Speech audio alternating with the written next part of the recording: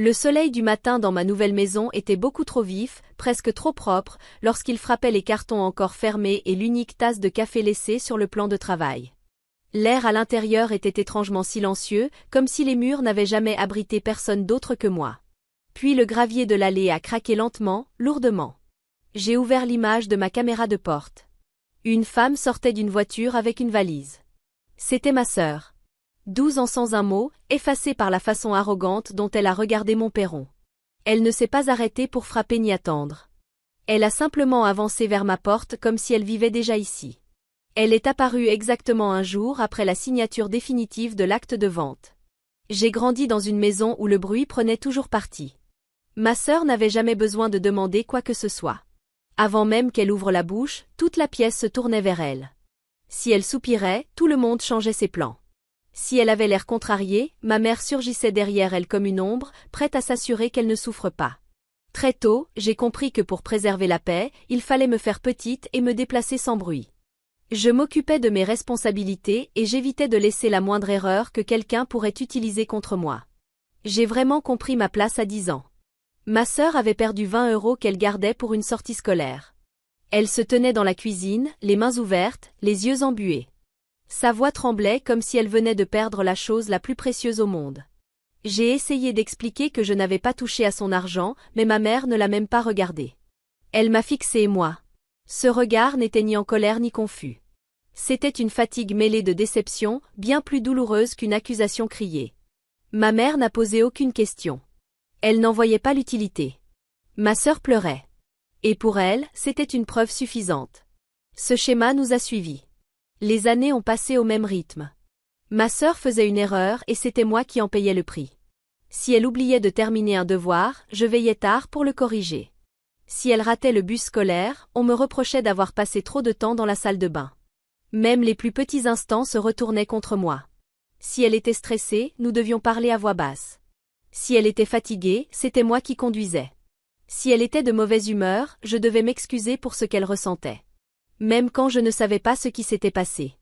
À l'adolescence, ma sœur avait compris comment faire de sa fragilité un atout. Elle n'avait pas besoin d'être bruyante ni méchante. Une larme, une légère hésitation dans la voix, un souffle au bon moment suffisaient. Ma mère suivait ces signaux comme une loi. Le reste de la famille obéissait. Moi, je baissais la tête et je faisais mes tâches. J'ai commencé à faire des heures supplémentaires dans un café du quartier pour prouver que je n'étais pas le problème qu'ils voyaient en moi. Mais quand une maison repose sur l'injustice, la culpabilité s'accroche. Elle grandit lentement. Elle finit par devenir la seule version de vous que la famille reconnaît. Un après-midi d'été, tout a basculé. Ma sœur a publié un message vague sur les réseaux sociaux, parlant de trahison.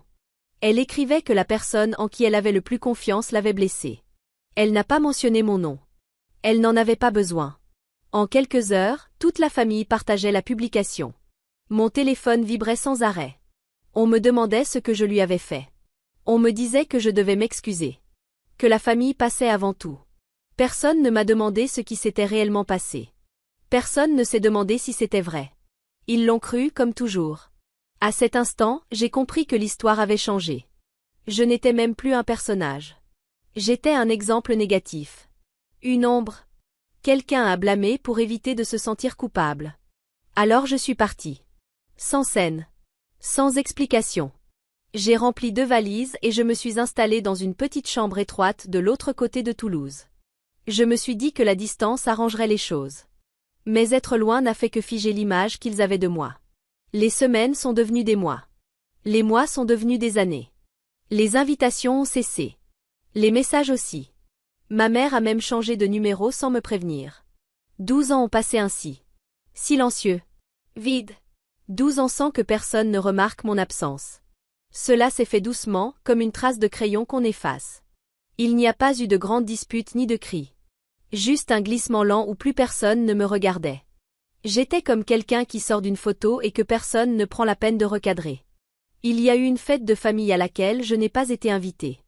Je ne savais même pas qu'elle avait lieu avant qu'un collègue me parle des photos publiées en ligne. Des visages heureux. Des verres levés. Toujours ces vêtements clairs qu'il choisissait pour les grandes occasions. Je regardais les images depuis l'arrière-cuisine où je travaillais. Les plans de travail en métal brillaient sous la lumière blanche de mon téléphone. Ils formaient une famille parfaite sans moi. Sur une photo, quelqu'un avait écrit « Nos filles » sous un portrait de ma mère et de ma sœur. Je n'étais pas l'une de ces filles. Je n'y étais pas allée depuis longtemps, mais voir ces mots écrits aussi simplement m'a donné l'impression d'être effacée proprement, sous une belle lumière. Puis j'ai lu une légende qui m'a coupé le souffle une seconde. 12 ans sans drame. À la guérison. Guérison. Il parlait comme si mon absence était la paix. Comme si c'était moi qui avais déclenché la guerre. Il célébrait le fait d'avoir survécu à moi. Je n'ai rien fait d'excessif. Je n'ai pas jeté mon téléphone. Je n'ai pas pleuré. Je n'ai pas demandé pourquoi. Je suis restée là, avec le ronronnement des réfrigérateurs et les minuteurs qui sonnaient. Le monde était stable, même si mon cœur ne l'était pas. Quand mon service s'est terminé, j'ai traversé les rues calmes de Toulouse. Je suis passée devant des entrepôts et des brasseries ouvertes tard dans la nuit. Des endroits où personne ne pose de questions. Je me suis garée devant le laboratoire de cuisine que je louais. Moteur éteint. Les mains encore couvertes de farine. Je regardais leurs photos encore et encore. Aucune chaise vide. Aucun nom manquant. Juste une famille qui avait recommencé sans moi. Je n'ai pas essayé de corriger l'histoire. Je ne leur ai pas demandé de me laisser revenir. J'ai simplement pris une longue inspiration, et j'ai laissé le poids retomber. Ce jour-là, j'ai compris qu'ils ne m'avaient pas seulement oublié. Ils m'avaient remplacé. J'ai souri. Le changement commençait chaque nuit de la même manière. Les néons vibraient au-dessus de moi. Une odeur de savon montait du sol fraîchement lavé. Les tables en inox étaient froides sous mes paumes. Ce laboratoire n'avait rien d'élégant. Il ne m'appartenait même pas. Je payais simplement pour l'utiliser tard, aux heures que personne ne voulait. C'est à ce moment-là que la ville se taisait. Les seuls sons étaient ceux des batteurs et des minuteurs. Et dans ce silence, pour la première fois, je me sentais bien. Mieux que dans la vie que j'avais laissée derrière moi. J'ai commencé avec quelques plaques et de petites commandes. Des employés de bureau voulaient des douceurs pour leurs réunions. Des livreurs laissaient parfois un pourboire parce que mes étiquettes étaient toujours parfaitement droites. Je notais tout dans un cahier. Le prix de la farine, le nombre d'heures travaillées, combien de barres tenaient sur une plaque. Si je faisais une erreur, je ne m'excusais auprès de personne. Je l'écrivais simplement. Les chiffres étaient honnêtes. Ils ne me demandaient rien. Si cela vous semble familier, prenez une seconde. Respirez. Et restez pour voir comment l'histoire continue. Au début, je ne voyais pas cela comme une véritable entreprise. C'était juste une façon de survivre. La seule chose que je pouvais contrôler quand tout le reste avait disparu. Puis l'argent a commencé à changer d'allure. Le cahier de compte est devenu plus épais. Les commandes arrivaient chaque jour. Pour la première fois de ma vie, être fatigué ne ressemblait plus à une punition. C'était le signe que j'avançais. Quand une chaîne de café toulousain m'a contacté, j'ai cru à une plaisanterie. J'ai relu le courriel 3 fois sous les néons bourdonnants pendant que le réfrigérateur ronflait derrière moi. Ils voulaient des livraisons hebdomadaires pour plusieurs établissements. Un vrai contrat. Des revenus réguliers. Assez pour stabiliser ma vie. Je n'en ai parlé à personne. Ni amis ni voisins, et certainement pas à ma famille. Autrefois, le silence était un poids. Désormais, c'était une stratégie. Grâce au contrat, tout s'est amélioré. J'ai acheté du matériel plus performant. Des moules plus solides. J'ai remplacé mon vieux batteur qui semblait prêt à rendre l'âme par un modèle puissant et silencieux. J'ai même engagé un étudiant à temps partiel. Il était discret, appliqué, et ne posait jamais de questions. Avec cette aide, je pouvais enfin respirer entre deux fournées. Réfléchir.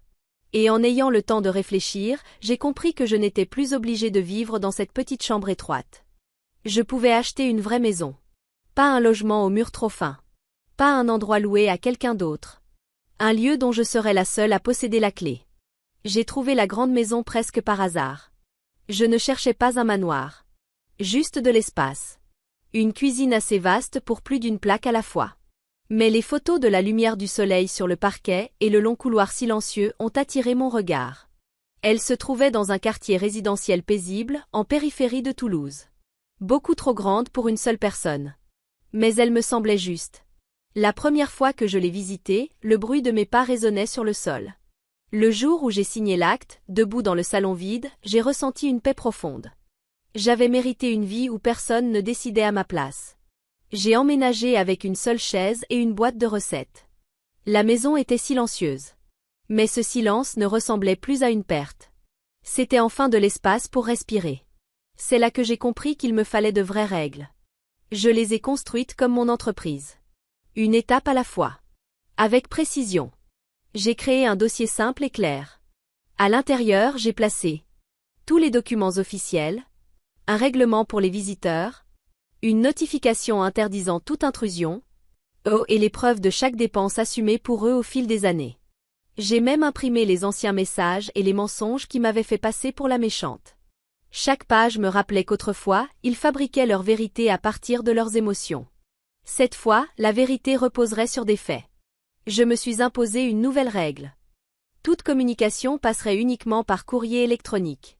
Plus de visites surprises. Plus de larmes pour obtenir gain de cause. S'il voulait quelque chose, il devrait l'écrire. Pour que rien ne puisse être déformé. Ce n'était pas une vengeance. C'était de la préparation. J'ai posé le dossier sur la petite table près de la porte d'entrée. Pendant 12 ans, ils m'ont défini par mon absence. À présent, j'allais me définir moi-même. J'avais construit une vie qu'ils ne pouvaient plus briser. J'ai entendu la voiture avant de la voir. Les pneus ont crissé lentement sur le gravier. Le matin était froid, lumineux. Je travaillais et j'ai d'abord pensé à une livraison. Je me suis essuyé les mains sur un torchon et j'ai regardé l'écran de la caméra. Un visage que je n'avais pas vu depuis plus de 10 ans. Ma sœur est sortie la première. Détendue. Sûre d'elle. Comme si elle arrivait dans un lieu qui l'attendait. Ma mère suivait, tirant difficilement une valise sur l'allée. Aucune des deux n'a regardé autour d'elle. Elles agissaient comme si la maison leur appartenait.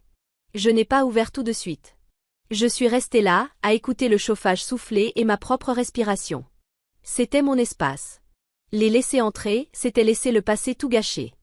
J'ai entrouvert la porte juste assez pour les voir, mais pas assez pour qu'elles puissent passer. Surprise brève. Puis cette assurance familière. Salut, a lancé ma sœur en attrapant la poignée de sa valise.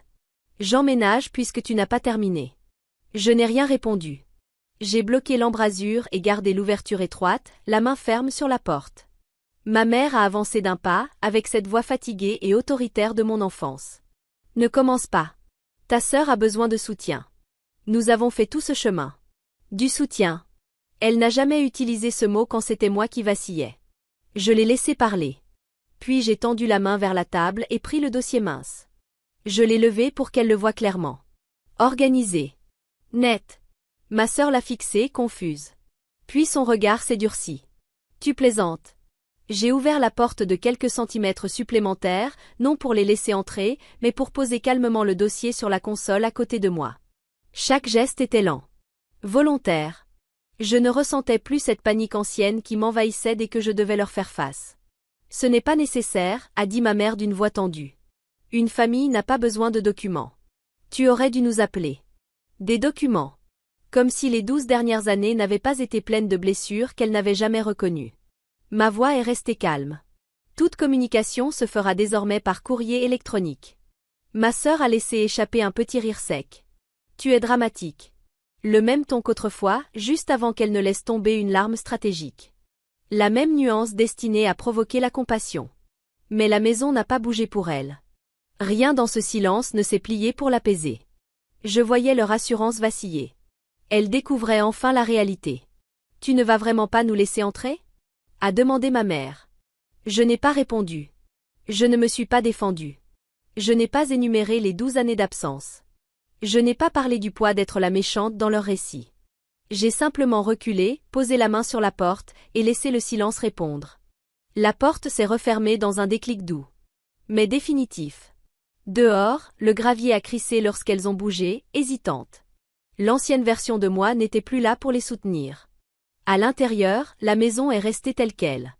Et moi aussi. Les jours suivants, la maison est demeurée silencieuse. Pas un silence vide. Un silence mérité.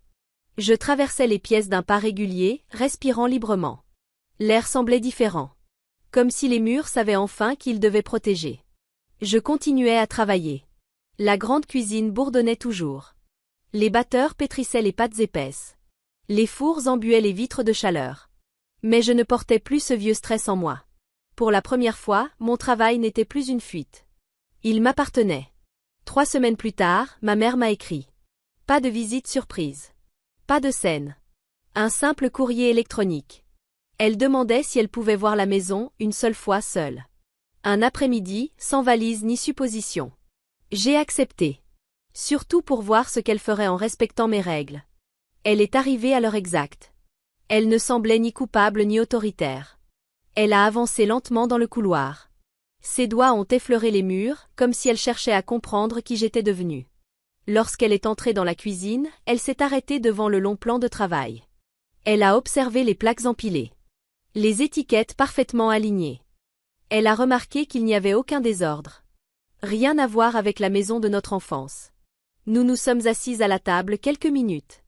Elle n'a pas évoqué le passé. Je n'ai pas réclamé d'excuses. Le silence entre nous n'était pas lourd. Il était sincère.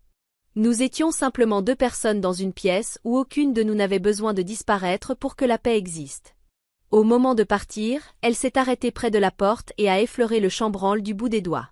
Elle ne cherchait pas à s'approprier la maison. Elle la reconnaissait. Comme si elle acceptait enfin que le pouvoir qu'elle avait eu sur moi n'existait plus. J'ai eu des nouvelles de ma sœur par d'autres. On m'a dit qu'elle avait trouvé un emploi puis un autre, avant d'obtenir une petite promotion. Ses publications en ligne ont changé, elles aussi. Plus de phrases piquantes à mon sujet. Elle parlait surtout de fatigue après le travail. Pour une fois, sa vie ne tournait pas autour de moi. La vie n'a pas changé brutalement. Elle est devenue stable. Ma maison s'est peu à peu remplie du rire des voisins. Après de longues journées, je discutais tranquillement avec mes employés. À la fin de la semaine, nous organisions de petits dîners où chacun apportait un plat. Rien d'extraordinaire. Rien de spectaculaire. Juste une vie construite volontairement. Le dossier est resté sur la table près de l'entrée. Je n'ai jamais eu besoin de l'ouvrir, mais il était là. Un rappel silencieux. Une frontière claire.